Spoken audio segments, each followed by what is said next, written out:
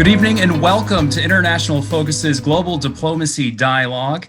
I'm your host and moderator, Sean Maroney. It is July 17th, 2020, and tonight we are blessed to have for our e-talk photographer Burk Uzzle. And Burk, welcome. Thank you for joining us. Thank you. It's an honor to be here. We wanted to give a special thanks to tonight's sponsor, and if you bear with me, she has a message for everyone here because she couldn't attend. But sponsor, retired Ambassador Brenda Brown Schoonover, she wanted to say in part, my congratulations to Mr. Burk Uzzle for his fascinating and extraordinary range of work spanning many years and for his willingness to share his thoughts about his creations. As a retired U.S. foreign officer who has worked and lived outside my country for a number of years, in reading a June 2015 press release, I was delighted to learn of Mr. Uzzle's extensive travels to Europe, South Asia, North and West Africa, and South America. There is no better way to gain insight into your own country and culture than to visit and experience others. She also wanted to highlight a statement that you made, sir. The quote is, America is the most exotic country in the world. It also is the loneliness. What does that mean to you? Well, we grew up as a culture and as a country, coming from a bunch of nonconformist individuals who came over on a boat and started trying to make a whole new life, coming from old cultures and old worlds. So we've always had to kind of figure out who we were on our own and then bond together as a culture in whatever makeshift manner possible. And sometimes it's been easier than others, as is right now. It's almost impossible given some of the climate of the world and the politics and so forth. But if you travel around this country, as I have, so many times, so many trips across the country, I've hitchhiked across it, I've ridden motorcycles across it many times. I think I once counted up, maybe I've done 40 van trips across this country back and forth. And, you know, I've slept in the desert, I've climbed the mountains and all these things. So I know how exotic this country is. There's a lot to see. You can find a variety of amazing things here. It is truly extraordinary. You have you're the star of a film coming out, or is already released online, and it's called F11 and Be There. It's a film about you and what you say about what goes on in order to make a good photograph. You say, first, you have to know who you are and what defines you and your values. What does that mean when you look at a subject? Well, it means that I'm comfortable in my skin. It's gotten easier as I've gotten older. Because if you're really sort of all bound up and trying to figure out who you are, be somebody right quick, and not very ambitious and all that, it's hard. You're kind of lurching from foot to foot and bouncing off your mirror image, your inner mirror image of yourself, which is not always particularly interesting to anybody else. So if you really finally have come to peace with who you are, and you can live happily in your own skin, then you can give yourself very wonderfully and peacefully to another person. You can invite them to come join you, let you enter their world, and together you hang out with their sensibilities, coordinating with each other, and you each articulates feelings and values, and you sort of get to know each other. And it's important to do it slowly and not feel rushed, which is why it's better not to do magazine assignments in a big way. To do hard work on your own. Well, as a photographer, you really have to be present in the moment. When you started your career as the youngest life photographer at 23, and even the work you did before that to get yourself to that point, how can you be fully present in the moment and then be able to take your time to really study what you're shooting? When you're doing street photography, you're also being very conscious of compositions and the moment.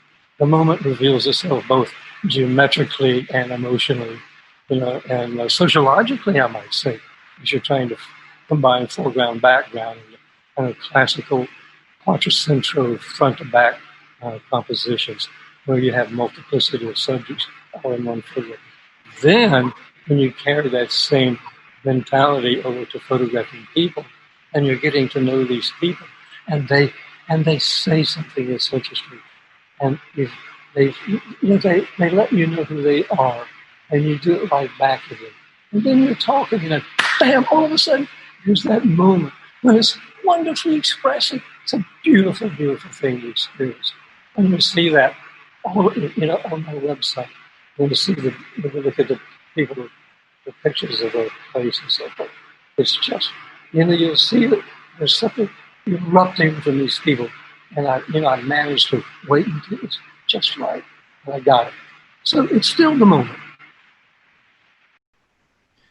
Speaking of your website, I'm about to share some of your work that you've put on burkuzzle.com. But before I start showing that, just to let those in the audience really fully comprehend the breadth of your work, you've photographed for decades, from the 60s on to now, and you've been a part of the 21st century and the 20th century, documenting moments from the tumultuous times in the 60s to the peace of the 60s with Woodstock, to even now, present day, the Black Lives Matter movement in terms of the portraits that you've captured. What's been, as everything has evolved, what's been your favorite moment? Or what speaks to your work the loudest, do you think, of what you've been able to capture? The next picture you make is always the favorite. You have to keep rolling forward, and you learn from the last one you did, and you have regrets and pleasures, and you go to sleep and you wonder, well, how should I have done this? But in the meantime, if you're rolling forward in your own mind about what you want to do, I try to not look back that much. I mean, I'm a person of many experiences, and I let them form me. And I kind of roll forward with them, but I really give myself to the future as well. So the favorite moment is always the next one. So I'm not to cop out on the question, but it's really kind of how I work. Every morning on my bicycle, I'm working out the composition of the light and the thing that's rocking around in my noggin. Well, I'm going to share my screen again, and to show the folks watching some of the work that you've highlighted on your website. This is one of the shots from your series documenting Martin Luther King Jr.'s assassination and the aftermath of it. A shot like this is similar to what we've been seeing on social media now across the country and even across the world. The message might be different. It might not be talking about the assassination of King, but it is talking about assassinations that have been highlighted of everyday citizens, not someone who's been in charge of a movement. Do you see the parallels to what is happening now to your work then? Oh my goodness, yes, and it breaks my heart. The 60s was this horrible decade when there were all the riots and people throwing things at things. People were dropping bricks off the top of buildings. The sister girl I was walking with the black kids in the parade. And people were trying to kill the blacks in the top of the ceiling. It was horrible. And now we have these terrible, terrible, terrible politicians and these, that are trying to sell racism and get people to hate each other. So the 60s, you see these kind of cycles of hatred. Woodstock, we thought it ended a lot of this stuff in the 60s, and it did. But then here we are again, trying to figure out how are we going to survive as a society? How can we learn to be with each other and love each other again? How can we just give each other peace and understanding and wrap our arms around their beings in a non-racist manner? If we could just do that innocently and with love and respect, great things to do, but people are selling hatred. We got to get over that. And I just, we got over it at the end of the 60s, and Woodstock allowed us to turn on a dime and do that. But what are we going to do now? But that picture that you're showing now was built on tears. It was built on the tears of a decade, a society's decade of torturers, punishment by all kinds of things, much of which I photographed, and the tears of today, but we look at this picture now and don't think that picture doesn't have a bit of Henri Toucher de Song in it when you have this foreground background thing too.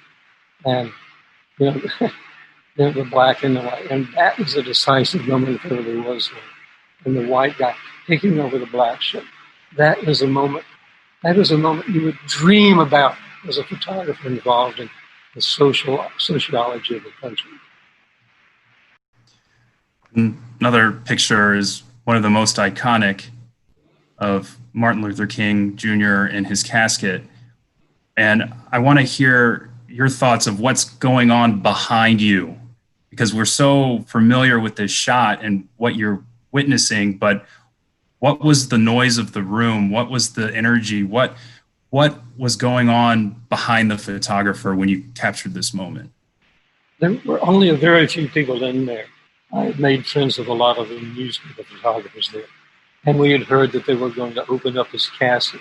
And there's just a very few friends in there before they closed it up and put him on the plane to go to Atlanta to be buried. So it's something like 5 o'clock in the morning.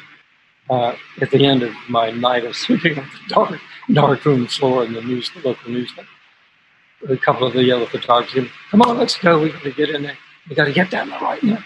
They're only going to open up the casket for a few minutes." So I did that, and I rushed in there. And this photograph was on a roll of color film. And another frame on that same roll of color film was the Newsweek cover that week. And it showed the woman in a grief and and this woman, I think, had a more personal relationship with MLK, and she reached over to touch his face. A very, very touching moment. This whole shoot and that place lasted a very short time. There's a lot of tenderness being shown in this photo. There's a lot of what? A lot of tenderness being shown in this photo. Oh, yeah, no, I think so. Well, a lot of people loved MLK, remember? And they expressed it in different ways. They would come in and, just bawl in front of the thing, as did myself. But, then this woman came and just gracefully touched it. We love all people for being able to show their feelings when there's so much we have inside of us. What a great man he was. He changed our world. He was my first magazine assignment. You were working for Jet magazine at 19, weren't you? I wasn't working for them. That was my first magazine assignment ever was for Jet magazine. And they said, "There's this young preacher in Atlanta. We'd like to get you a picture of him. So would you go to his house?" And just, I was substituting for another photographer, actually, who they couldn't get in touch with. So I photographed it, sitting there modestly in his house. That was my first assignment. And they liked the picture, and we kept using it.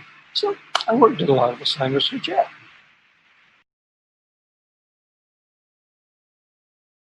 And then the moments afterwards, because it reminds me of what we saw after JFK's own funeral with the family and with the community.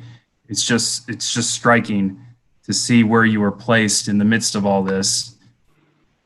And he was the body now on the plane.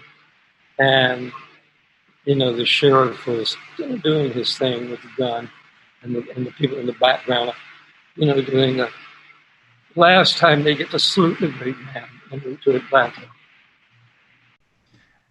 This photo and the next that I'm going to show, I've always really enjoyed as well. And you're capturing the view of the audience. And what was because they're so different, the next two photos, this and this one, in terms of who makes up the audience, what was the energy like between them? Where it was Thank you for sharing them together, because they're a block apart. We're walking down the street, and here are all the white people who were just probably many of them delighted that the man was dead. You know, you can see the non-emotional kind of look at him. And, you know, this is a very racist society. These people were probably never embracing, you know, the power of his personality. I mean, these people, you can see the grief. You can see them feeling something. You can see them feeling that their man has gone down the road, you know, dead. And I loved it when I do a show with these pictures. I always show them side by side. Very important. The Atlanta Museum did a lovely exhibition once of my vintage photographs of the Martin Luther King prints. And they carefully put this together. Well, and another thing too, when you show them side by side, there's a clear, stark contrast between, you know, there's the elderly, there's women, there's children in the African American photo, and then here it's all men in suits of a similar age. Indeed, and I will say one quick thing, and then I'll try not to do that again. But these prints that you're showing were digital files that we took from the film files in order to have the best possible prints of the Kohler Corporation, which is interested in my archive. And we were able to go into these digital files and pull things out of them so that you really are able to see so much more in these photographs. So this is how, you know, a photographer my age is going to learn to transition from one aspect of the medium to another aspect of the medium. I want to change the mood a bit from in the 60s of what you got to cover to kind of show the length of it all to one of your most iconic photos, the Woodstock album cover, the couple over 50 years ago now. Set that scene for us. You were camping with your family originally and you weren't going to go to Woodstock, or you just decided to swing by? And I always reject magazines signing some things like Woodstock or MLK's funeral because editors think they know everything and they tell you what to do and they don't know anything at all about it. Because you're seeing and you see what's important photo because you feel it and you see it. You can see the graphics of the eye, you know, and you're watching it, you know, you're loving it, you're absorbing it, and you're giving yourself to it, and then they're sitting there, so they had told all the photographers to stay at the stage and get the musicians. Well, good for them because they kept them out of my way. So these people, it got to be a people event. So I was going there. I'd gone there with my wife and two sons. And we only went for a day to hear a few tunes. And we were sleeping on the ground. We were going to go back to where we were camped in the country a few miles away. And I only took a pocket full of black and white film. So we got there. And all the stuff like that happened. And we couldn't get out anyway. The throughways closed down. So, I wandered up. And there was the lake. There were all the people undressing. Whoa! What a great sight that was. And so, I ran out of film in a big hurry. So I ran down to the stage and I kept borrowing film from my photographer friends. So that picture was taken on borrowed color film. So, it was early one morning. It was dawn. Very early morning. And I've always gotten up really early in the morning. So I'm walking around, tiptoeing around, stepping over bodies and people asleep. And I saw these people off in the distance, and they were holding each other. And I said, well, is that a beautiful sight to see? And again, Henri Cartier-Bresson, thank you very much for telling me about the quattrocentral painters. He says, I'm not going to tell you what it means. You got to figure it out for yourself. So I walk up the hill, moving to the left, to the right, up and down, and I'm body composing. And I get to exactly the right moment when the hair lines up with the tree line in the back, and the butterfly on the thing is exactly in the right place, leaning over, and there they are. They never even saw me. So raised the camera, 3 or 4 frames, changed it to the color film, 3 or 4 frames. That was it. They never even saw me. Turned around, kept on going. Merci beaucoup, Henri. Well, the couple, Nick and Bobby, They married 2 years after you captured this shot, and I think it was 4 decades later.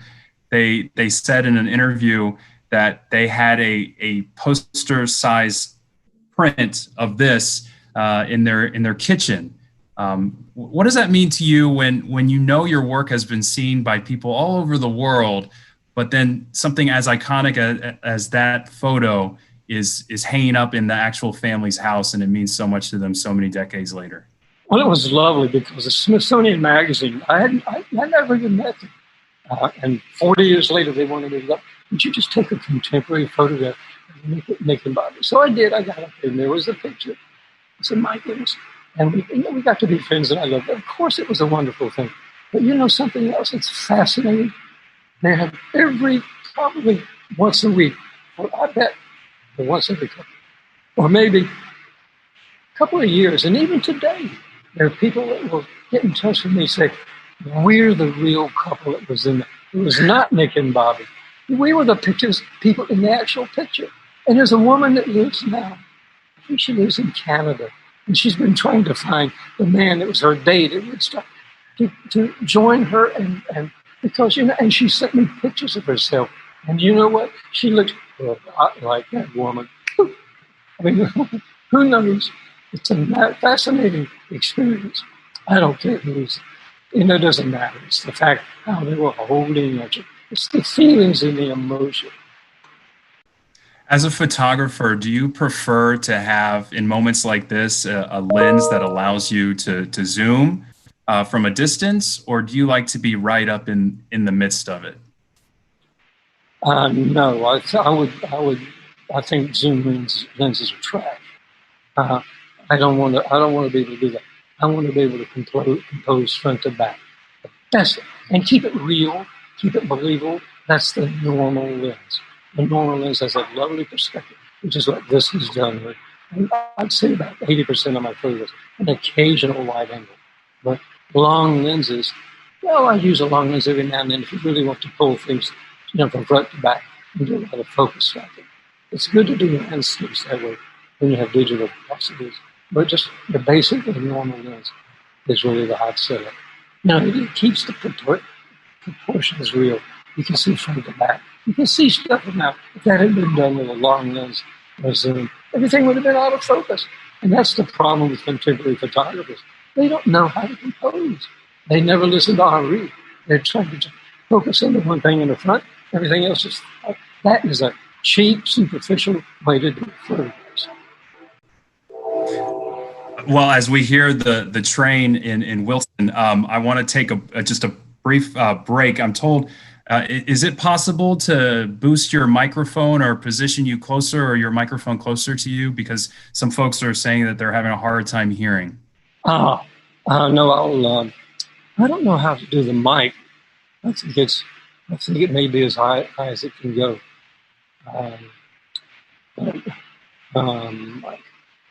The mic is as high as it can go. Well, it sounds good. It sounds good with you positioned closer. Yeah, maybe that was it. And the train is now gone. They come and go pretty quickly. So it's okay. You might hear my dog. So we have both. Just one more shot of Woodstock, only because when you look at a photo, you want to be taken to the moment. And here, I can imagine the smell. Well, it was memorable. Yeah, an event that originally called for 150,000 and nearly 500,000 showed up. No doubt. No doubt. We got some questions from folks who RSVP'd for today. All right.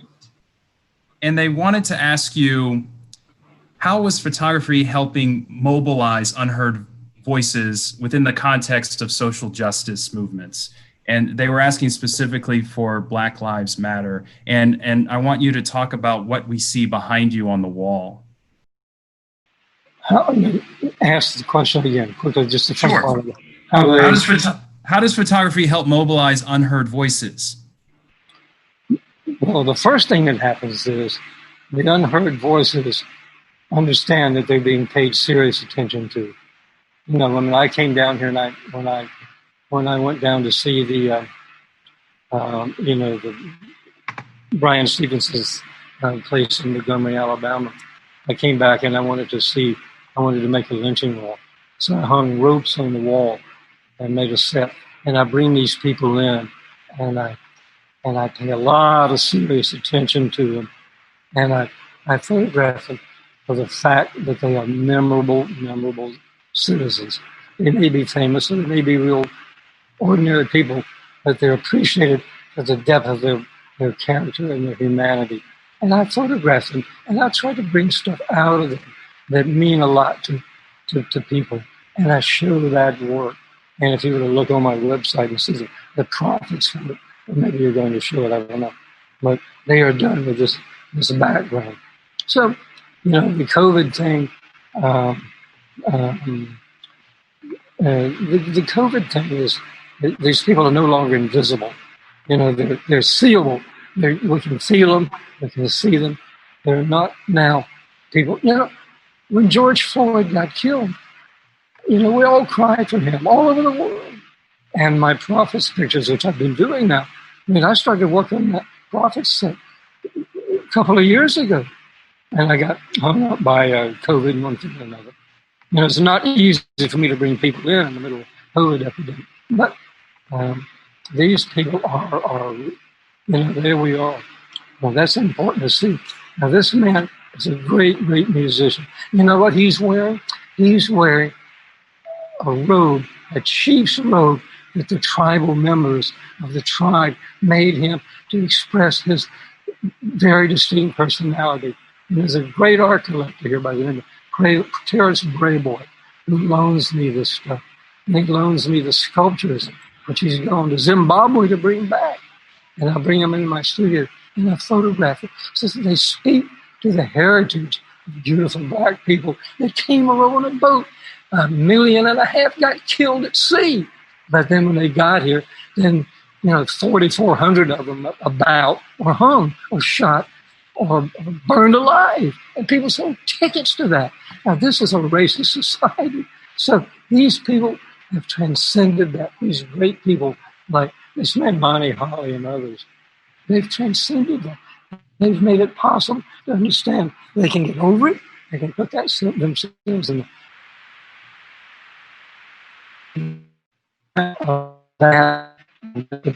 we reference the past because how can we ever forget the terrible racism? But now we've got all of these people bringing forth these incredible characters and personalities they have.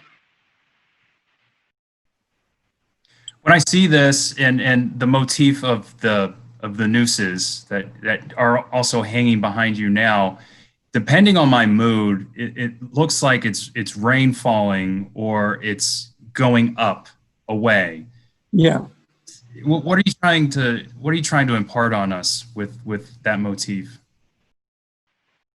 The scariness of it. You know, it's fear. They had to learn to not be afraid. You know, and now you go and kill George Floyd and all the others that are getting killed. So they have fear. You know, they're carrying fear around in their hearts. How can they not? Maybe they're not getting hung, but they're getting shot. You know, the knee on their neck. I can't breathe. Now, what is that if not racism incarnate to this very day? And thanks to the freaking politicians who are being very, very bad people.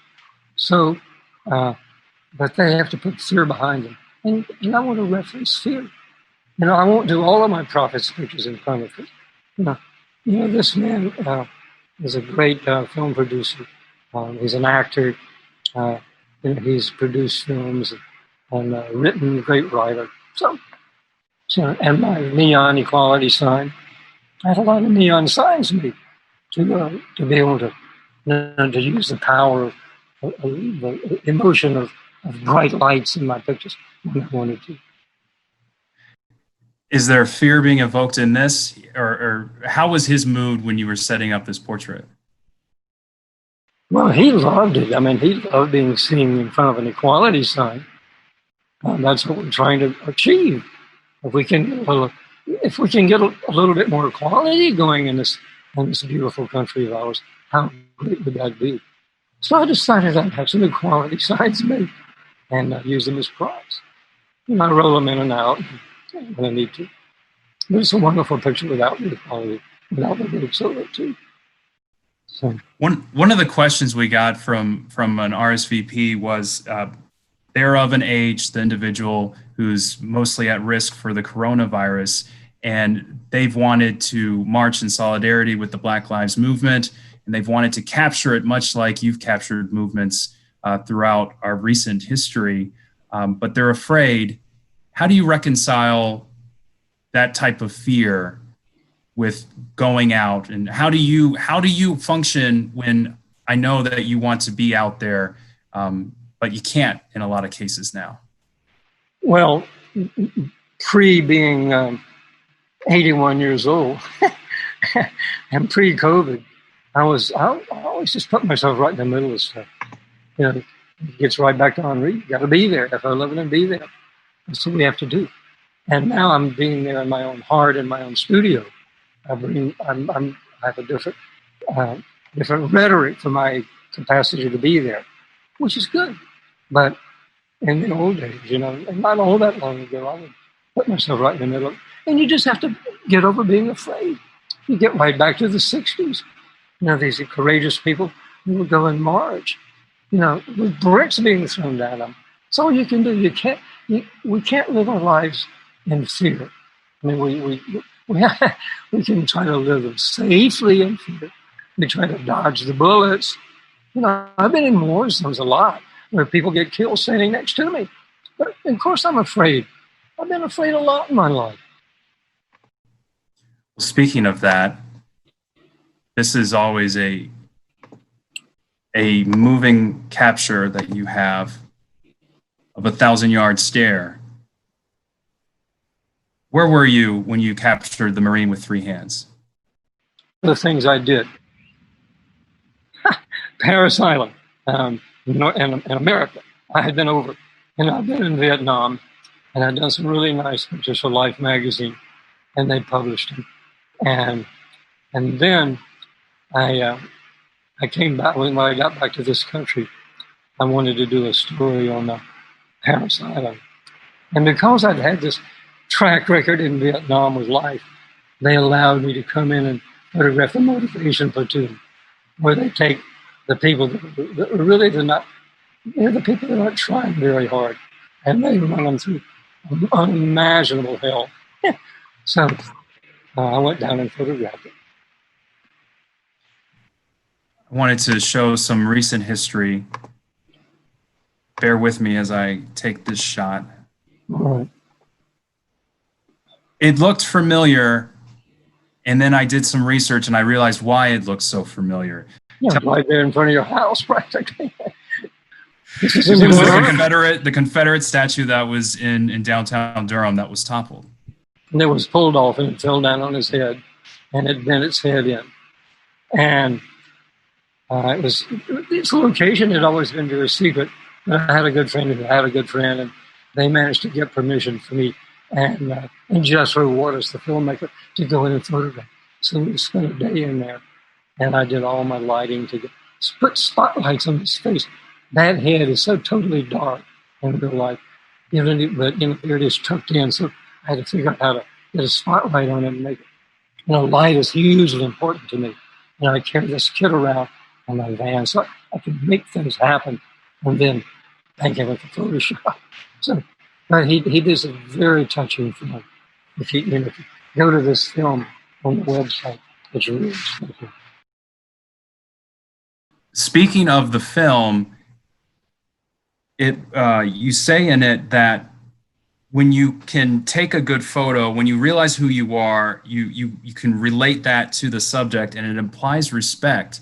So I'm curious, when you take a photo like this, knowing what your beliefs are, how do you reconcile that? Where was your head when you took this photo?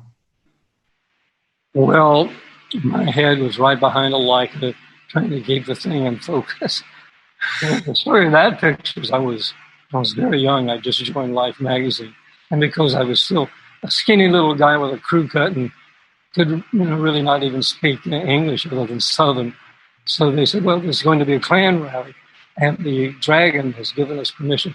Life magazine, if you can believe it, permission to be there for the rally. So they said, would you go do it? And I said, oh, yeah, of course. So I did. I went up there, and I photographed it, and they burned the cross. Oh, my goodness, is that scary. And then I finished the picture, and all of a sudden, I'm taking the film out of my camera, and this big hand hits the back of my shoulder, and I turned around. It's a guy I'd gone to high school with in North Carolina.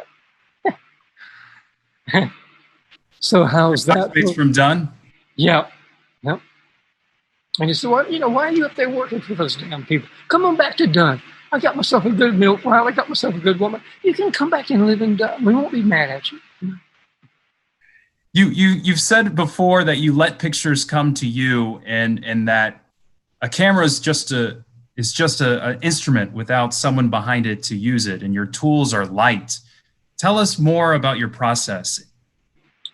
Well, that's a very famous quote in the world of photography, and I'd like to give credit, but that was Charles Harbert, one of my best friends, a Magnum photographer. He says, I let pictures come to me. I don't come to me. He should have credit for that. But my approach is very much the same. I wait in places that people speak to me. So it's kind of the same for sure. So I do that. And, it's we have to come together. That's certainly the way you do landscape photographs. Great life photographer John Neely says, I like to sit on my camera case until it speaks to me. When it speaks to me, then I'll figure out the light, and I'll figure out the composition. I do that, and I reference that on my website, but very often I go back. I'll go back 4 times. There's a whorehouse in Nevada, which I was visiting as a photographer. I had an assignment on the West Coast, and I was traveling from Florida to I think it was maybe somewhere like Seattle to do a photograph. And the route took me up, right on through the desert. And there was this amazing whorehouse. But it's a great picture. And I knocked on the door. And then a woman answered the door and said, you want a woman? I want permission to photograph. She said, okay. So I set up my tripod, did the picture. When I got back home, I didn't like the picture. So, it was not a good picture. The light wasn't right. So a few more months went by, and I had something else. So I drove back kind of near, and I went back to the house, knocked on the door. She said, oh, you want to take a picture? You want to take a picture? Okay, go ahead. I went to that freaking whorehouse 4 times before I finally got a picture. And I never went inside. Janet, I promise you, I never went inside. Janet's my honey, and she's watching me.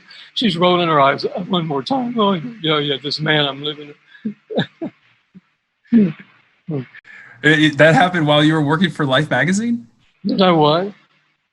That happened while you were working for Life magazine? The trip across. No, that was actually Life magazine. That's Life. That was more back in the magazine days. You've certainly captured Americana, and you've certainly not only experienced cultures overseas, but I think you've experienced so much of what makes America unique and exotic.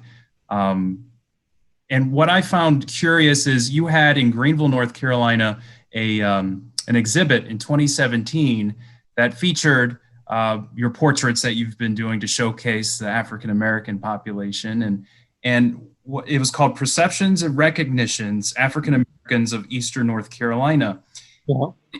You said of it is that most exhibits have people going to sip wine and to exchange business cards, but you noticed something different at this exhibit. You noticed that people came to be with their neighbors. Why do you think it was so different, that exhibit, and at that moment? It was a black population. These people, this, I think probably, I've never heard of a museum. They wanted to commission a photographer to do only the black contemporary citizens of the community. And they would do a show of only black folks. And in one gallery, they showed my Martin Luther King pictures. And then the bigger gallery, they decided, if you will do this, we will just give you a show, and we did some 60 by 80 prints. Because by then I'm working a very large format digital. And I can make huge, big, beautifully produced prints. So I did all these people, homeless people, ex-cons, rich people, poor people. People have been sleeping in the street. So I did all these different people, and we put them all together. And they came, and they brought their families, and they stood in front of the portraits with their families, and the families would cry with the beauty of the people that were in the pictures. Their family members brought tears to their eyes, being celebrated for being beautiful, wonderful, vital people. These are Black lives that matter. And Greenville Museum in North Carolina, little tiny museum, did it, and they gave them credit. There was a bunch of Black lives that they showed really, really mattered with the power of the museumship. And that all of these people came in. And there was a wonderful friend of mine, now a friend of mine, and I, you'll see her on my on that film too, with hats and all of that, and her husband, and they would stand in front of it. They wore the wedding clothes that they'd worn when they got married 28 years ago, and he'd bought on time, and he gave her a beautiful hat. These incredible people. So we did all of that, and these Black lives matter. And never once did I see anybody trying to do it as a contact, connecting dots politically. It was all about tears and joy for people. And this is a quintessential Black culture, working with its heart as they do so beautifully. I want to take this moment to remind folks in the audience that you can ask a question via the chat. Just send it to me, and I'll ask Burk for you. Going back to some of the questions sent in before today, I wanted to ask you, actually, this was a popular question, and it's, what inspires you the most? So what inspired me the most? Or what? Ask the front part of the question again. This was a popular question. It was asked by several folks before today. What inspires you the most? What inspired me most? Life. Photography is a love affair with life. My work is a love affair with life. I give my life through the medium to that which I see and feel. That's all I can do. I'm only a photographer. And I wish I was a musician. I was going to be a musician, but photography let me travel. So. And your studio is in Wilson. Why, when you think of a world famous photographer and one as accomplished as you would think of New York City or somewhere else. But Wilson, why are you in Wilson? Well, I love New York City. I'm more at home in New York City than anywhere else in the world. I lived there 30 years. I've lived all over the country. I've lived in Houston. I've lived in Philadelphia. I've lived in Seattle. I've lived all over. And I decided that I wanted to come back home to North Carolina, but I didn't want to live in the mountains because it's too cold. I didn't want to live in the coast because I'd get washed away. So I looked all over the state, and I found this pretty little town. It's a medium-sized town, and it's full of middle-class people, and it's full of Black people. And these are the photographs. These are the people I've always wanted to photograph all my life. Even when I was very young, and I was going down and photographing people picking cotton in the South. I would do that on my own nickel. So Wilson was heaven for me. So I came here, found a little place to live on a side street, and then I bought these two big adjoining buildings in which I have an 18,000 square foot studio, on which hangs lynching walls. So I can do anything I want to do in here.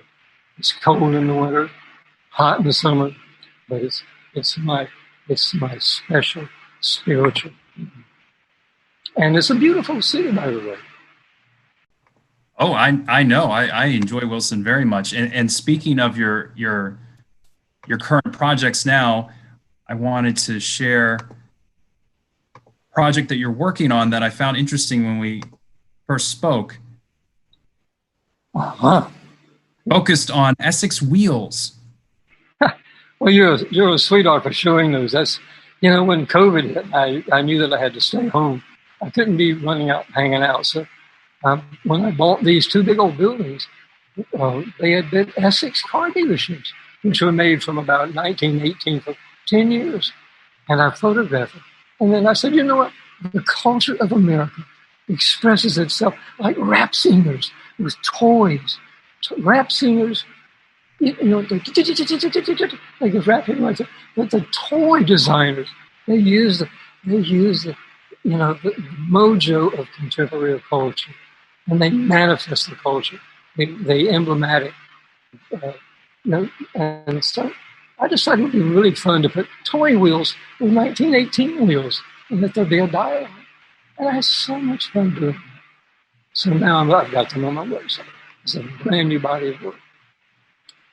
You're probably the first person that has shown them publicly. They're now on my website for the last 3 days. Well, when we were talking before we started the show, you came alive talking about just this passion project, and you know, for a lifetime of work of going and covering major events and seeing historic moments, to hear your passion come through about something that, you know, really speaks to what you're interested in just in your downtime. I thought it gave an interesting insight of how you tick. Yeah, well, you know, I'm no spring chicken, and neither of these wheels. And in a way, each one of these wheels is a self-portrait. So what they represent is the dignity and the dignity and the power of a functional life well lived. So here they are, and they're made of wood. You know, I'm made of probably less than wood some things, but you know, they're beautiful and they're functional. And I love functional things that are beautiful, and they have their own way of telegraphing the meaning of power and so. And here we are. Now, and we've got these really great designers doing these little toys, and they're brilliant. They're very emblematic of our culture. So here we are. So I'm trying to blend the old and the new, and respect both for their centuries apart. How cool is that? And the size difference too. I mean, you spent a lot of time in your cavernous workplace to set up those shots and to capture them in that relief. Sean, you have no idea. Those pictures took so many weeks to do. Oh, that you'll see a picture in there of Minnie Mouse. Minnie Mouse is the length of a matchstick, and it's like it's a 60 by 80 print on my museum wall, my gallery wall. So they said, you know, and the Minnie Mouse is huge. Now that, you know, believe me, the technical accomplishment of making all of that happen and very beautifully lit, I might add.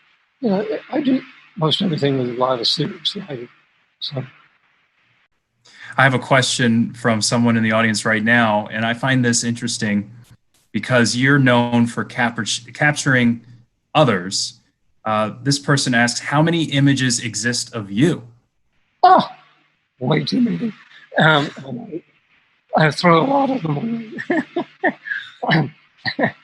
There's a beautiful portrait of one of my very best friend. I call him now my brother, Jethro Waters, did it, and it's used in and he just sent out. It's used in the announcement of the film for the New York. You know, the New York Times did that review of the film a couple of days ago, and the portrait in there is a portrait of Jethro did of me with the equality sign in the background.